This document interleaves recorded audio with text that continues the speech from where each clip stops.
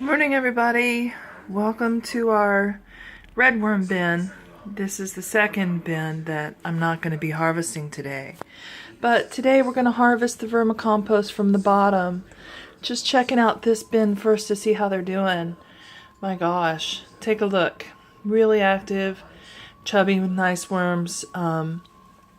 I held off, like I said I was going to, for about a week before feeding them. So we're going to harvest this bottom bin, and then after that we're going to restart the feeder bins and put it back in place. So hang on, we're going to open up the bottom bin and I'm going to show you how to start harvesting your worms.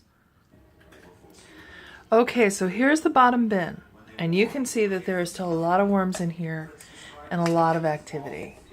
And what we're going to need to do in order to convince the worms that it is time for them to go their own way is turn a light onto them. This is just a spotlight that I have. If you turn the light on, the first thing that the worms are going to do is run for cover. So you can watch as I move this vermicompost along. Now, this is not completely composted material, but I want to harvest it now. Not only do I need it for the garden, but I'm also in the process of getting these worms to reproduce, and I don't want them to continually feed through this bin until everything's gone and they start dying off. But here, take a look at the worms. See, they're moving. They're like, oh no, it's the light. We don't like the light.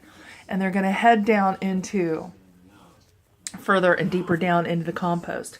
So what I'm going to do is just brush a little mountain toward the center and start to build a perimeter. I don't think you can see them. I'm going to get really close. See that little thing running along? That's a little tiny red mite, and that's part of the microsystem that you have going in your worm bin. You want to do this really gently because you don't want to harm your worms. You want to be gentle with them. Look how lovely this vermicompost is. It's dark, smells earthy, but no discernible bad smell at all. So the first thing we're going to do is build this little mountain like you see right here, and now we're going to leave it alone.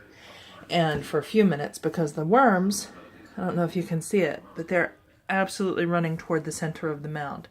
And then we'll be able to very carefully pick off little dustings of compost that don't have worms in them. And I'll move it right over here to my collection bin. There's going to be some material that's not quite finished composting, some eggshells, maybe some paper, things like that, some shreds. But it's okay.